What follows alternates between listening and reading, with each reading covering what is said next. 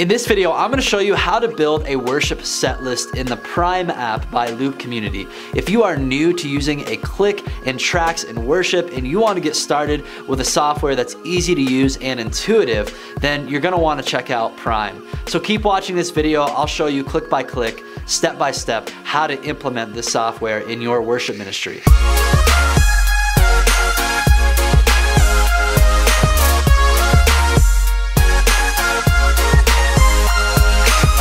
This video is brought to you by Lead Worship with Ableton, a free training to help you get started with the #1 worship leading software. With Ableton Live, you can run a click, backing tracks, and automate lyrics and lighting. It's the best tool for increasing excellence and eliminating distracting mistakes in worship. Click the link in the description to enroll in the free training today. My name is Jake Goslin with Churchfront.com. We're an online resource for creative and innovative church leaders. Make sure you subscribe to the channel and hit the notification bell so you can receive all of our latest content to help you grow yourself and grow your church.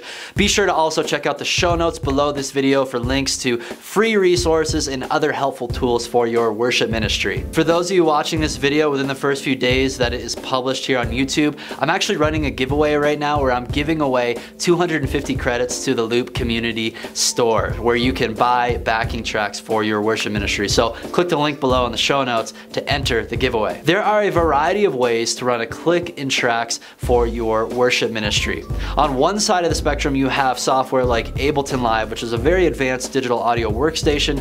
I use it every week at my church plant, but there's a bit of a learning curve with this super powerful software. And then on the other side of the spectrum, you have really user-friendly and intuitive apps such as Prime. And Prime is an app that can run on iOS devices as well as Mac computers. Unfortunately, the software is not available for PC or Android platforms. In this video, I want to show you how easy it is to use Prime and to build a complete worship set list for your band. I've created a ton of content on Ableton Live since that's what I use every week, and I even have a full comprehensive online course that teaches you everything I know about it. But in this video, I want to focus on getting up and running with the Prime app by Loop Community. And even though it can be used on an iPhone or iPad, I'm going to show you how I would use it on my Mac laptop. And everything I'm going to show you in this video pretty much applies as well to the mobile version of this app. To my understanding, they're pretty much identical. So what I'm going to do is I'm going to hop behind my computer and I'll take you through all the steps that I would take to build a worship set list in the Prime app for our church plant. The first thing you need to do, if you haven't already, is go to loopcommunity.com, click the sign up button. You're going to sign up for a free account because all the tracks you purchase through Loop Community are going to be associated with your account. And what's going to happen later when you go into the Prime app and you go to add a song, you are going to see your library of tracks that you have. So here I have the songs that I purchased from Loop Community that automatically show up in my song library. And you don't necessarily need to purchase tracks from Loop Community in order to use them in the Prime app. It's obviously going to be a lot more streamlined if you just go ahead and buy tracks from them because it's automatically going to show up in your song library right here. But if you have tracks you've purchased somewhere else, or if you made your own tracks, just go to the upload portion of the website once you're logged into your account, and you can upload tracks to the Prime cloud. So here's my Loop Community account where I can view all of my downloads that I have with them. And you'll notice that that list of songs matches up with the list of songs I have here in the Prime app. So before you get going, make sure you have an account with Loop Community and then get the tracks that you're going to use into your Prime account, whether that's purchasing tracks from them or uploading them to the Prime cloud. The next thing I want to show you is the set list that we're going to be building in Prime and what that set list looks like in Planning Center. So we have 1, 2, 3, 4, 5 songs. We have 3 up front and then we have 2 after the sermon. And it's really going to be straightforward adding these songs to the Prime app. But a couple things to be aware of, and it's going to affect the way that we build out the set in the Prime app. First is just thinking through transitions between songs. That's going to determine if we want tracks to overlap or crossfade or to stop, or if we want the click to just keep playing at the end of a song.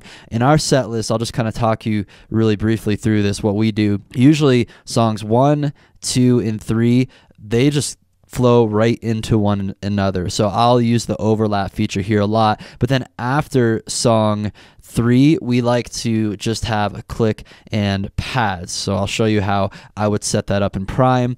And then towards the end of the sermon, we have pads playing. So usually the last 5 minutes of the sermon, we'll play the pads, we kind of fade them in, and then the pads will be playing at the end when the pastor prays, and then we'll transition into these last 2 songs here.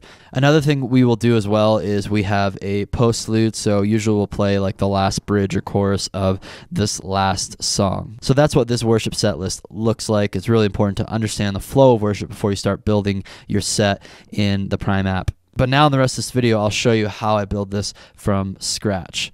So I'm going to go to load set list, and I'm just going to go to create set list, and I will just call this Mission Lakewood, and this is May 27th, 2018. This is a set list we did a couple weeks ago, and now we have a blank slate to work with. The first step is to go ahead and add in the songs that are already in our Loop community account. So we'll go ahead and add the songs in. So the first one is You Are Life. Click on it, and it adds it to the set list. And you'll notice as you build sets, if you already downloaded a song, it's going to be really quick getting in there. If it's the first time that you've downloaded it onto the computer in the app, it's going to take a few moments. And then I'll go to Nobody Like You. I'll click on that one. Add another song is Spirit of the Living God. This one I haven't downloaded yet, so it's going to take about probably 20 seconds or so to download. And then I'll add in my 2 final songs, Oh Come to the Altar and Not Afraid. And then I'll make sure that those are all in the right order, songs 1 through 5. Now we need to add in some songs, but these aren't really actual songs. They're just going to be pads that I purchased from Loop Community, and it's going to contain the pads track along with a click track, and we can set it to the right key for the pads, and then we can set the click track to the right tempo. So I'm going to go to add song, and I'm going to find my Prime pads, and for this first one I am going to need the Prime pads volume 1 with the 64 to 76 beats per minute. That's because these pads are going to come in right after Spirit of the Living God. This is going to be at the end of this set. This is usually where we have a little bit more flow or spontaneity. We might, pray or speak, or we want to just repeat a part of a song, so that comes in handy right there. Prime does give you the ability to just allow the click to keep going at the end of a song, but I want to have pads also playing in the background, so you actually have to add a separate song to do it this way, containing the Prime pads. The other place we need pads is going to be after the sermon, before Oh Come to the Altar. So I'm going to go and add another song that just contains Prime pads, and I will drag that here. And I'm going to actually disable the click. I'm not going to need that for this. It's fine if it's just padding here. And yeah, the beats per minute for this one doesn't really matter. The final place I like to have some pads is at the end of the last song. That's usually when our pastor comes up and gives a dismissal. So once again, I'll go in here and I will find the pads that go a little bit faster too, BPM wise. So that's why I have 2 volumes of pads here. This one goes up to 93 beats per minute. And I'm going to use that one because I want it to match the tempo of Not Afraid. And then lastly, I'm actually going to add another copy of Not Afraid for our postlude. So now I have all the songs that I need loaded into Prime, and then I can go ahead and start adjusting the transitions and the keys and important things like that. So I'm going to look at my Planning Center set list, and I'm going to look at my keys. So I need to be in B flat for You Are Life. So I just select the song. I come down here and change the key, and then I'm going to key of F for Nobody Like You. And then I'm going to be key of B for Spirit of the Living God. And then these pads are going to be in B, and I want the tempo of these pads to match Spirit of the Living God, because if we repeat any part of the song, we want to be able to do it at the same tempo. So I'm going to go down here to the tempo setting and just bring that down to 67. And then that concludes the first set. And then here we are going to be towards the end of the sermon. We're going to be playing pads, and again, I don't need the click track, so it's just going to be pads like this. And then what's going to happen is we will go into "O Come to the Altar." That's going to be in the key of A, and "Not Afraid" is also going to be in the key of A. So I select the song, go down here, bring it down to A, "Not Afraid," bring it down to A, and then the pads, we also want those to be in A, and then I want the tempo of these pads to match the tempo of "Not Afraid" up here. So that's going to be 79 beats per minute. And then this last "Not Afraid" down here, this is going to be our postlude. So I'm going to put it in the right key, and then I'm also going to edit the song arrangement. That's a cool thing about Prime, is it's very easy to just, you click edit song, go to edit arrangement, and what I want to do is I want to go, it's going to count us off like it would at the beginning of a song, and then it's going to just play the last couple choruses right here. One thing I wish I could do is like slide the ending and just delete all these extra sections that I don't need. But what's going to happen is when we get to the end of this section, I'm going to press done here, get out of edit mode. I'm going to play it. And then we can just, the band can crash out here, and then we can fade out with this button right here. So it's going to sound something like this. So we're going to play the last couple choruses of the song, and then I could just hit the fade out button with my foot pedal, and it's going to smoothly fade out the song. So if for any reason I wanted to change up arrangements of song like I just did, you just hit the edit song button and then hit edit arrangements, and then you can drag things around. Really simple to do.